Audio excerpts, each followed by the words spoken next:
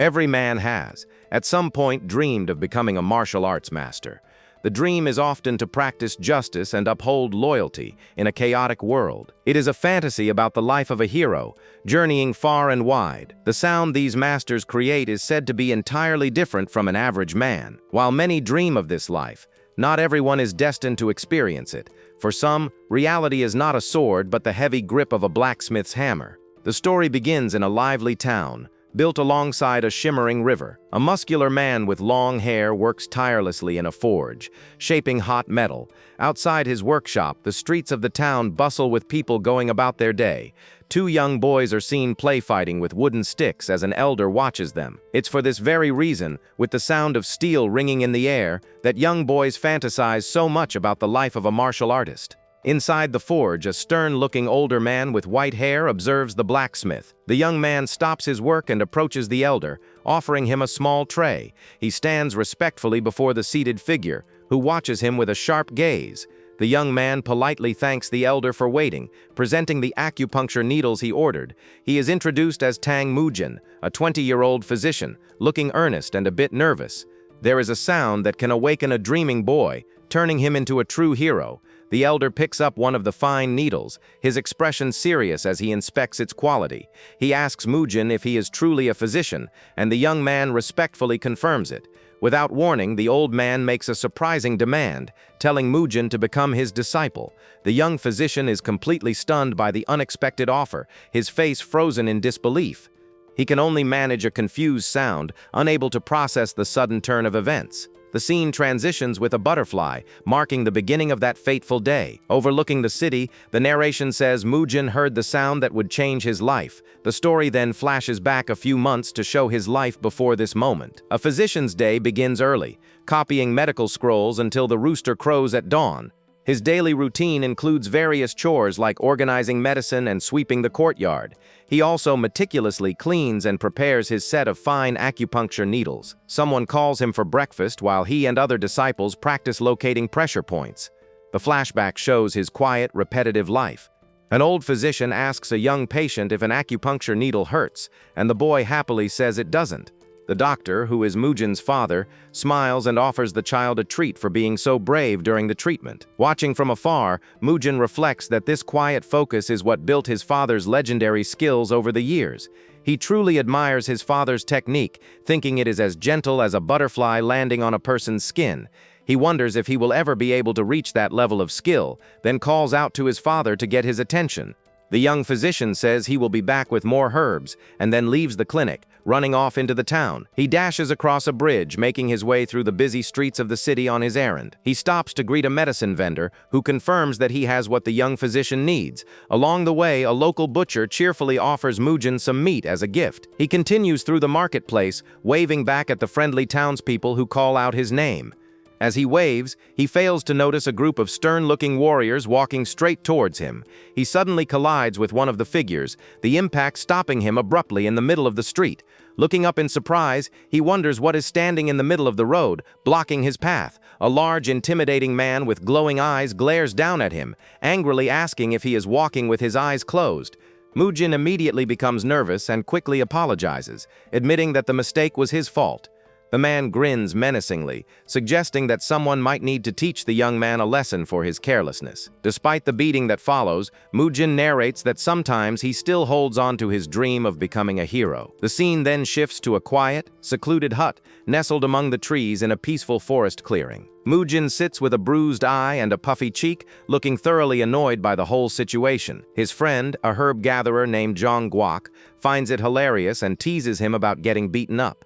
Zhang Guak mockingly reenacts the scene, imitating both the bully's threat and a plea for forgiveness. He continues his joke, asking if Mujin wants another black eye so he can look like a panda for a day. Having had enough, Mujin suddenly jabs his friend in the eye with 2 fingers, silencing him instantly. As Zhang Guak cries out in pain, Mujin yells that he already told him to stop the teasing. Later, both boys sit exhausted and bruised from their scuffle, trying to catch their breath after the fight. His friend asks if he's hungry, and Mujin confirms he is, agreeing when asked if he wants something good to eat. At that moment, Zhang Guak reveals a strange-looking red mushroom covered in glowing butterfly patterns. He offers the peculiar fungus to his friend, but Mujin just looks at it with a confused expression. Mujin gets angry, thinking he is still being teased, but Jongguak insists the mushroom is very valuable. The herb gatherer explains that it is a special mushroom that allows whoever eats it to have special dreams. Jongguak confirms, taking a bite to demonstrate, saying this mushroom allows for incredible experiences. He claims it can let a person dream of being a king or even an ascended sage, before shoving a piece into his friend's mouth. This gets Mujin's attention, especially when his friend boasts that last time he dreamed of being a pinnacle-level martial artist. The herb gatherer adds that the sensations in the dream felt completely real, and the mushroom's poison is harmless. Convinced, Mujin eagerly grabs the rest of the mushroom and swallows it all in one large gulp. His friend panics, shouting that he wasn't supposed to eat the whole thing at once. As Mujin starts to feel the effects, Jongguak explains that a single bite is enough to experience the dream of a pinnacle martial artist. Mujin begins to hallucinate, seeing himself as a master of swords, believing he and his blade are one. He laughs manically, convinced he will become the greatest sword master, while his friend calls him an idiot. He dismisses his friend's concerns, saying he is not responsible if anything bad happens. The young physician boasts that as a doctor, he can identify things just by looking at them, which Jongguak doubts. His friend says the effects should hit soon, so they should just wait and see what happens next. Suddenly, Mujin's expression becomes dazed, and he starts drooling, giving a thumbs up to his friend. Jongguak stares in horror as his friend's strange behavior intensifies, clearly not what he expected. Mujin's vision starts to blur and distort, the world around him shifting as the mushroom's potent effects take hold. In his dream, Mujin finds himself in a fiery landscape, a mountain of discarded weapons forged under intense heat. A powerful figure stands amidst the flames, holding a glowing tablet as a storm of energy deflects incoming blades. The man's hand firmly grips a massive hammer, its head engraved with ancient characters ready to shape destiny itself. Now a master blacksmith, he hammers a glowing ingot, feeling the embers on his skin like butterflies as sparks fly. He identifies himself as Tang Mujin, a lifelong blacksmith, expressing how this moment of creation never fails to amaze him. But then, a flicker of confusion crosses his face, as if a foreign thought has suddenly intruded on his mind. He questions the name Tang Mujin, declaring that his true name is Uyezi, the unparalleled master of smithing. Snapping back to reality, he strikes the hot metal once more, trying to shake off the strange feeling. He wonders if he dazed off, dismissing the bizarre dream of being a physician as a sign of exhaustion from his work. Holding the glowing blade, he resolves to get himself together and refocus on the monumental task before him. He declares that he will craft the 5 legendary master swords that were requested by the king of the Yuas.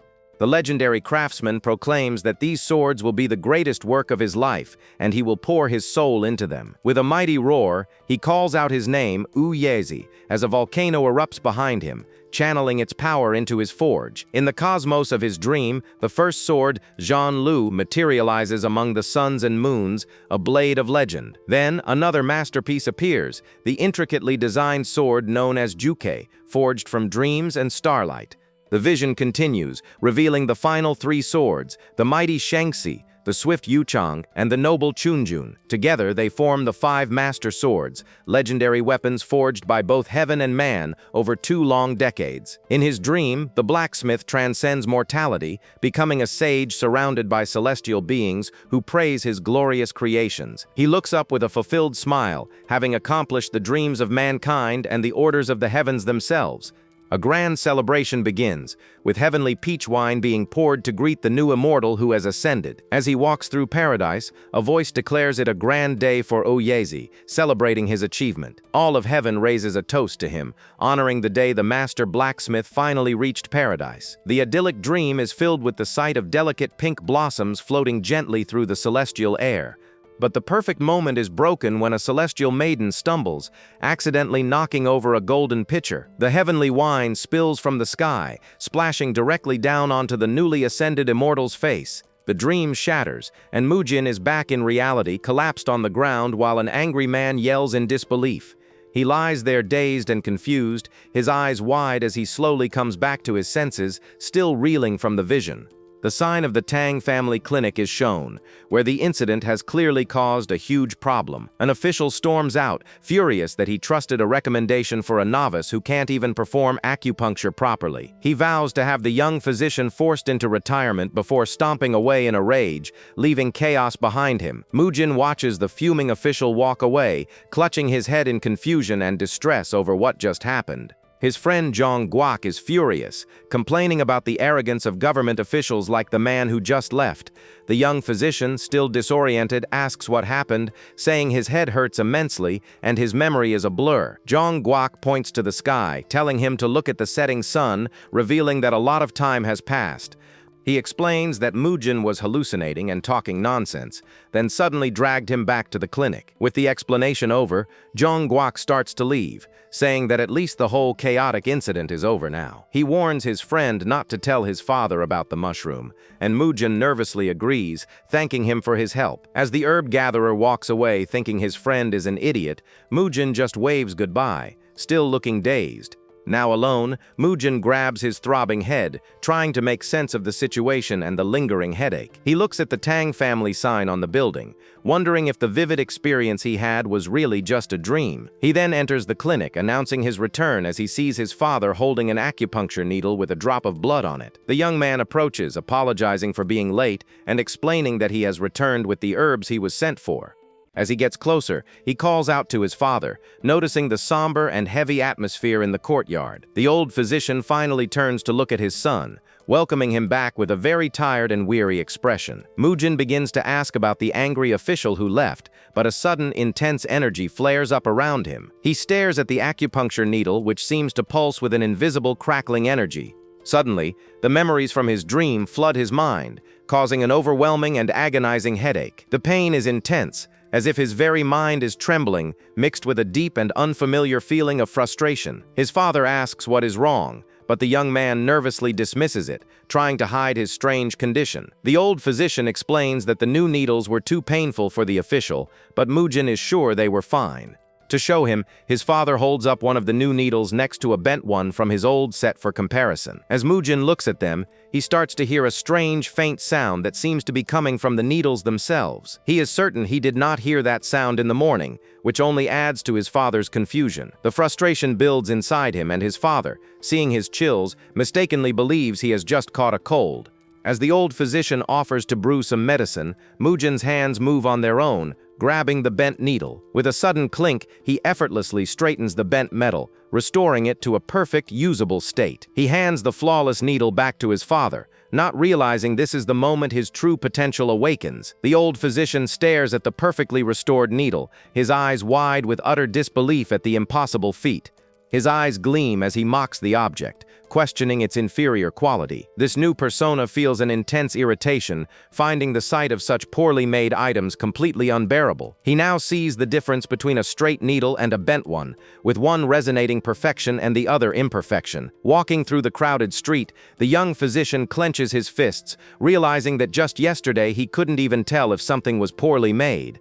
He understands this is all because of a strange new power that suddenly appeared, causing the world to vibrate with new information. As he looks around, everything from incense burners to a vendor's stall seems to emit a flawed, irritating aura. The constant sensory input becomes overwhelming, and he clutches his head as a sharp pain shoots through him. His face contorts in frustration because he can't stop being annoyed by how shoddy everything around him feels. But then his thoughts shift back to the bent needle he fixed, which now seems to glow with a pleasant, invigorating energy. Looking at it brought an exhilarating feeling, reminding him of a master blacksmith's pride in his work. The young man knows with certainty that this needle is the pride of Sichuan, a masterpiece forged by the great master blacksmith Sok. Yet a wave of confusion hits him as he wonders how he knows this, since the new needles were supposed to be from the same master. He sweats nervously, unable to understand why the two sets of needles are so vastly different in quality. Hoping that nothing serious is wrong, he clenches his fists and runs off to find answers to his growing concerns. His destination is a large building with a sign identifying it as the town's metallurgy workshop, with smoke billowing from its chimney. The forge is a sprawling compound where the city's metal goods and weapons are created by skilled craftsmen.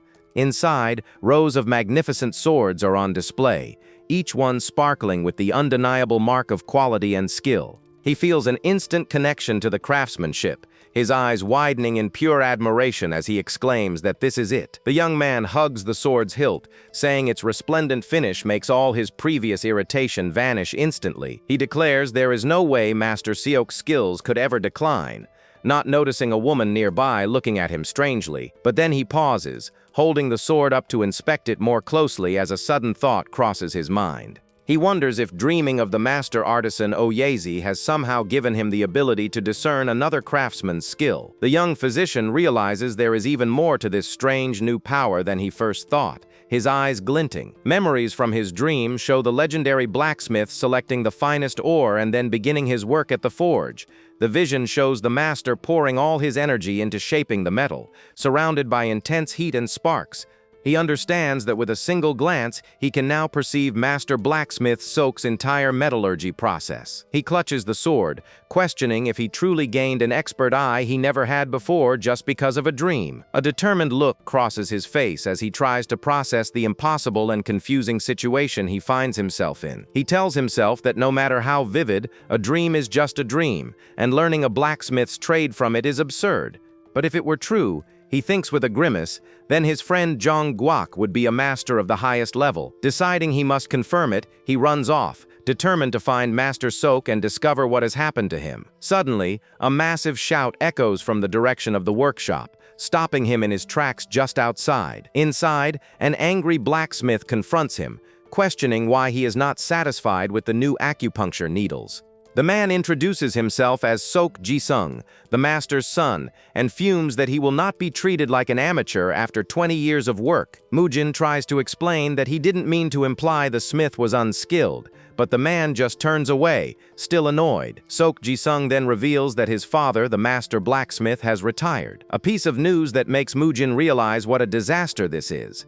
The young physician now understands why few weapons in the shop felt right, concluding that the new needles were made by the son. He sighs in frustration, his mind racing as he tries to process this new and complicated information. The smith admits he is far from his father's level, but is insulted that a physician's son is looking down on him. He challenges Mujin to use his supposed skill to find one of the master's original works among the many weapons in the workshop. The craftsman points to a rack of swords, demanding that the young man show him exactly what his own work is lacking. He scoffs privately, convinced that the physician's son will not be able to tell the difference between their crafts. However, Mujin immediately finds and holds up a set of blades, leaving the blacksmith completely stunned by his speed and accuracy. The smith stares in disbelief, wondering how he found his father's work so fast, and if their skill difference is truly that vast. He admits that most people overlook those pieces due to their simple design, then awkwardly praises Mujin for his remarkable eye. Mujin smirks, glad the man admitted it. This experience confirms his belief that what he experienced was no ordinary dream. The blacksmith explains he just thought Mujin was a troublesome customer, but now he understands his dissatisfaction. The smith admits he was only half joking, amazed that the young man picked out all of his father's remaining works. He concedes that Mujin's eye for quality is better than his own, and his own work pales in comparison to such discernment. The craftsman feels that at best, he can only produce something slightly less clumsy, much to the young physician's surprise. Convinced there is only one solution, the blacksmith picks up a large hammer, his expression resolved. He then pushes the heavy tool into Mujin's hands, declaring that the young man must forge the needles himself. The youth is completely stunned by the unexpected proposal, unable to believe what he is being asked to do. The smith says if he thinks it is impossible, he will try again with more care, but under the youth's guidance, Mujin considers the rare opportunity, wondering how many chances a person gets to play the part of a blacksmith. He agrees to the challenge, taking off his outer robe and telling the craftsmen they should begin right away. The first step of the process is to gather the necessary raw materials for the forge, including ore and wood. The blacksmith tells him to start with simple practice, and Mujin begins fanning the flames to heat up the furnace. As the forge heats up, he starts to feel a sense of doubt, wondering if he can really do this based only on a dream. He thinks the situation is absurd, like asking a patient to insert their own needles and decoct their own medicine. Despite his hesitation, an instinct takes over, and he brings the hammer down hard on the glowing piece of metal. A powerful and undeniable urge to swing the hammer fills him as he works, while the smith watches on with a serious expression. The blacksmith watches with wide eyes, completely stunned by the sight before him. The young physician works with a focused and steady rhythm, his movements fluid and precise at the forge. Each strike of the hammer lands with perfect force, shaping the glowing metal with an expert's touch. A bead of sweat drips down his face as he smiles, realizing that the knowledge from his dream is actually working. The smith is in utter disbelief, admitting to himself that he intended to mock the youth, but his hammering is flawless. He thinks Mujin's technique is not that of a physician but is as natural as his father, who has hammered steel his entire life. The sound of the hammer striking the metal is like a beautiful chime, resonating with a pure musical quality. The craftsman wonders if he is witnessing the reincarnation of the legendary master blacksmith, Uyezi. As he watches the flames dance around the young man, he questions if what he is seeing is the true realm of talent.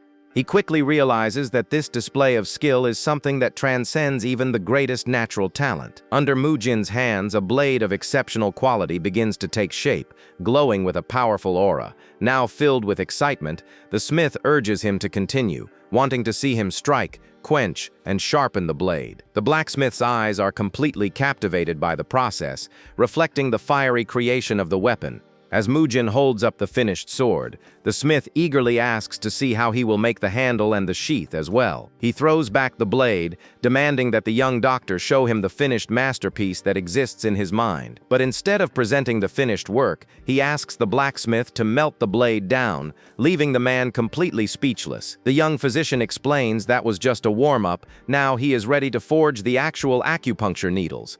The workshop's chimney once again billows with intense smoke and fire, signaling that a true master is at work inside. Sometime later, a perfectly forged needle is finished, its tip gleaming with a brilliant and flawless light. The new needle pierces a patient's skin with such gentleness and precision that the entry is completely painless. Back at the clinic, the official who stormed out before is receiving treatment, while his companions ask if it hurts.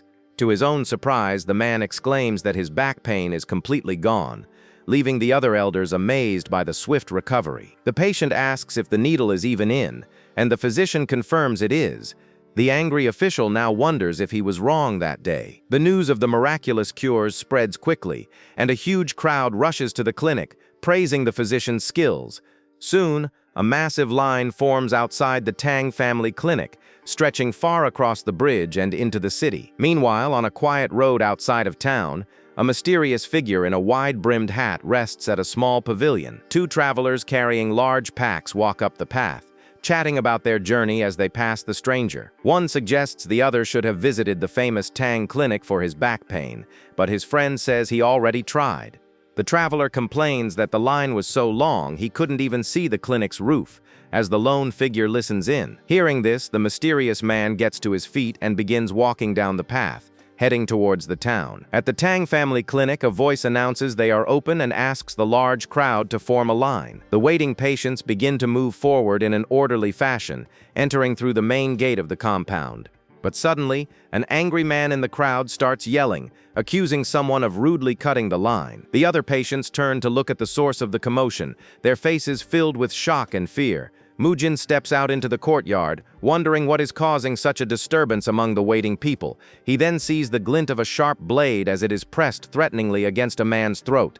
The mysterious stranger from the road has the loud man pinned to the ground, holding him at sword point. He looks down at the terrified man with a smug and confident expression, clearly in control of the situation. Mujin watches in shock, realizing that he is witnessing a dangerous fight between two martial artists. The stranger says it is only proper to oblige the challenge, then swiftly swings his blade at the man on the ground.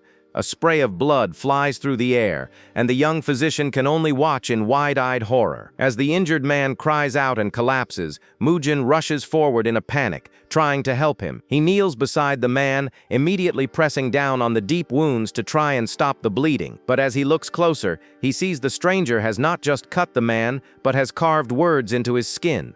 He is stunned to see the words were carved without harming bone or muscle, realizing this man is a master. As the stranger walks away, Mujin realizes he has heard the name Phantom Doctor somewhere before. The master warrior scoffs at the man on the ground for making such a fuss, which catches the young physician's attention. He says the man only fainted from a scratch, and the wound will heal if treated properly with medicine. But he adds a threatening condition, saying that is only if he can find a proper physician to treat him. Suddenly, Mujin remembers everything. The stranger is Yi Chong, the Phantom Doctor, also known as the Physician Slayer. A flashback begins, showing his father. Mujin recalls how he always used to feel a sense of peace when looking at him. Even as a young boy, he would watch his father with deep admiration and a feeling of calm security.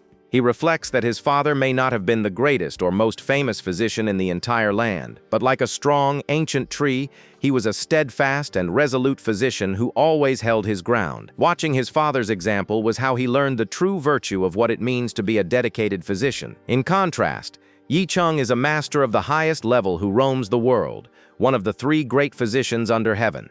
He is known as a strange man who weighs the fates of others with both his sword and his healing arts. It is said there is no good or evil in his judgment, as he pronounces life or death based on his whims. He acts without any clear moral compass, deciding the fates of others with his incredible and unpredictable power. On top of that, he is a notorious serial killer who has murdered dozens of innocent physicians across the Central Plains. His eyes widen in terror as he realizes that the dangerous man is heading straight for his father. He tries to run after the stranger but is suddenly stopped by an unseen force, crying out in frustration. The young physician sees the physician slayer heading directly towards his father's study, a place of peace and healing. He desperately screams his father's name, terrified of what the infamous killer might do to him. Suddenly, a man calls his name, stopping him. He turns to see a sect instructor holding him back. The man, a head instructor named Jin Song, tells him that the situation was beyond their control. The youth desperately asks what he means, hoping the sect leader can stop the intruder, but the instructor remains silent. Jin Song explains that even their master will not stand in the Phantom Doctor's way, despite him being a villain. He then reveals that their master's life was just saved by the Phantom Doctor, leaving Mujin completely stunned by the news. He falls to his knees in the courtyard, defeated and unable to help, as the head instructor watches over him. A hand gently rests on his shoulder, and he looks up to see his father standing beside him, safe and sound. The old physician tells his son not to worry about the intruder's dangerous reputation. He explains that the Phantom Doctor he met was eccentric, but he was certainly not a villain. Inside the study, the Phantom Doctor releases a powerful burst of energy, shattering the calm atmosphere of the room. He stands there with a confident grin, ready to face the person he came all this way to meet. As the Phantom Doctor turns, Mujin and the instructor stare in shock, their eyes fixed on the hilt of his sword. The young physician then notices that the man's sleeves are perfectly clean, showing no signs of a fight. He breathes a huge sigh of relief, realizing his father was never in any danger from the strange visitor. But just as he calms down, the intimidating warrior suddenly grabs him by the front of his robes. The master leans in close, revealing that physician Tang told him there was a skilled blacksmith in town. He asks if the young man knows of such a place, and Mujin nervously stammers that he does. The stranger then orders him to lead the way, dragging the youth along with him as he protests weakly. The hilt of the master's sword bumps against Mujin's side, a constant reminder of the man's power. The young physician looks terrified, sweating as he is held in the warrior's unyielding grip. The Phantom Doctor asks impatiently if he is coming, reminding him with a menacing grin that he is a busy man. They finally arrive back at the metallurgy workshop, where the forge's chimney is still billowing smoke. Inside, the master points to the new acupuncture needles, asking if it was Mujin, not the smith, who made them. The young physician smiles and confirms that he did, while the blacksmith stands beside him looking confused. The Phantom Doctor suddenly bursts into loud laughter, finding the entire situation completely absurd. He exclaims that the strangest things happen in Sichuan, now that a physician's son is practicing metallurgy. Wiping a tear from his eye, he dismisses the absurdity and places an order for 30 needles from Tang Mujin. As payment, he offers a single gleaming piece of gold, which leaves both the youth and the blacksmith stunned. They both shout in unison, completely shocked by the sight of the precious and valuable metal. Mujin bows deeply, enthusiastically accepting the generous offer and promising to have the needles ready by sunset. The Phantom Doctor is taken aback by this bold claim, questioning how such a task could be completed so quickly. He clarifies that he means today, not months from now, knowing that even renowned blacksmiths take several days for such work. Clutching the gold with a greedy grin, the young physician confidently repeats that he can do it today. The master is skeptical, thinking the youth is lying because he is blinded by the gold, but Mujin insists he can do it, and the blacksmith beside him nervously vouches for his incredible ability. The three of them stand in the workshop, the master watching with a mix of suspicion and curiosity. As the stranger waits, both the youth and the smith look up, their attention suddenly drawn to him. The phantom doctor clears his throat and then places his own finely crafted sword on the table between them. Mujin suddenly remembers the magnificent blade and curses himself for getting distracted by the gold. The master challenges him to try, a menacing grin on his face as he warns the boy that he had better be able to deliver. The young physician nervously agrees, and the forge's chimney once again begins to churn out thick black smoke. A massive explosion of fire and smoke erupts from the forge's chimney, signaling the start of the intense work. Inside, the phantom doctor watches as the shirtless young physician works tirelessly at the anvil, assisted by the blacksmith. He knows the arduous process of making needles involves drawing and grinding hundreds of iron threads, selecting only the perfect ones. The master decides to see for himself if the power the young man possesses is something more than just sheer luck. He notes that for a physician, the youth's body is surprisingly well trained and muscular from his work. His eyes widen in surprise as he observes the young physician's flawless and powerful technique. The intense work continues inside the metallurgy workshop, the sounds of the hammer echoing throughout the city. Mujin's hand grips the heavy hammer with a strength and confidence that seems entirely natural to him. The phantom doctor is visibly shocked as he witnesses the raw power and precision behind each and every strike. The young physician brings the hammer down with incredible force, his body moving with the grace of a seasoned master. His focus is absolute, every movement perfect as he shapes the glowing hot metal on the anvil before him. The legendary warrior's eye reflects the scene, completely captivated by the unbelievable display of skill. Finally, the smoke from the chimney clears, and a voice apologizes to the master for the long wait. Mujin, sweating but triumphant, announces that the needles the man ordered are now finally ready. The phantom doctor looks up with a confused and surprised expression, not expecting the work to be done so soon. He asks why the master is making such an offer, and the man replies that having a skilled blacksmith is convenient for him. The youth points out that this sounds more like a contract, but the master simply tells him to call it whatever he likes. The warrior then tests him, asking how he would treat a patient with a specific set of complex symptoms.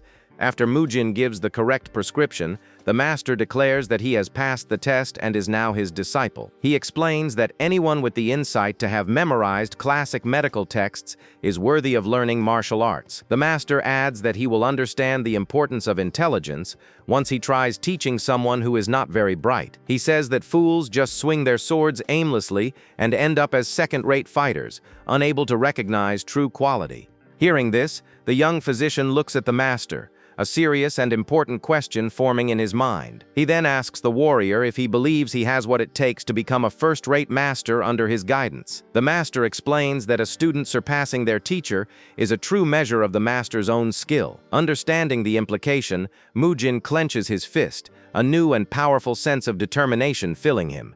He walks through the courtyard of his home, his mind now set on a path he never could have imagined before. His eyes shine with excitement as he thinks of the incredible possibility of reaching the pinnacle of mastery. Filled with a surge of energy, he clenches his fist and stomps his foot, ready to begin his new training. He leaps into the air, practicing his first martial arts moves with enthusiasm, eager for the journey ahead. He lands with a powerful punch, grinning as he enjoys his newfound physical abilities and training. His practice is cut short when his father appears. The young man bows respectfully and apologizes for being late. The old physician suddenly grabs his son's shoulders, his hands trembling with a powerful and visible emotion. Mujin becomes concerned, asking what is wrong as his father continues to shake, unable to form any words. The old man finally explains through tears that he was terrified something had happened to him with the phantom doctor. The youth reassures his father that everything is fine, saying the warrior was not as fearsome as the rumors suggested. His father is relieved but asks why it took so long just to guide the man to the blacksmith's workshop. Mujin then reveals that the stranger asked him to be his disciple, giving him until the next evening to decide. The young man comments that the master's title is not just for show, appearing out of nowhere with such an offer. As they walk together, his father suddenly stops in his tracks, causing Mujin to ask what is wrong. The old man stands silently at the doorway, not responding to his son's question about why he stopped walking. Without warning, the old physician collapses to the ground, and Mujin rushes forward in a panic, calling his name. A crack splinters across the stone tiles from the impact, leaving the young man completely shocked and confused. As the old man's robes fall open, they reveal a large pile of sparkling silver ingots that he had been hiding. Mujin stares in confusion, wondering where his father could have gotten so much silver all of a sudden. His father looks at him with the setting sun in the background and calmly tells him that he should go. The young physician is completely confused, asking what he means since the clinic is already so short-handed these days. He tries to laugh it off nervously, suggesting that the man must have been joking because of his strange nickname. But his father quickly cuts him off, insisting that being short-handed is not the real issue at hand. The old physician looks his son in the eye, telling him with great seriousness that the only time he can leave is now. The youth stares back, surprised by his father's sudden and uncharacteristic intensity and determination. He remembers always seeing his father as a steadfast, ancient tree, a figure who always held his ground firmly. But his father's sudden words make him realize something new and profound about the man he has always known. The scene fills with golden butterflies, symbolizing a moment of deep and important realization for the young man. As the butterflies swarm the ancient tree, he finally understands that his father, too, was once a boy with his own dreams.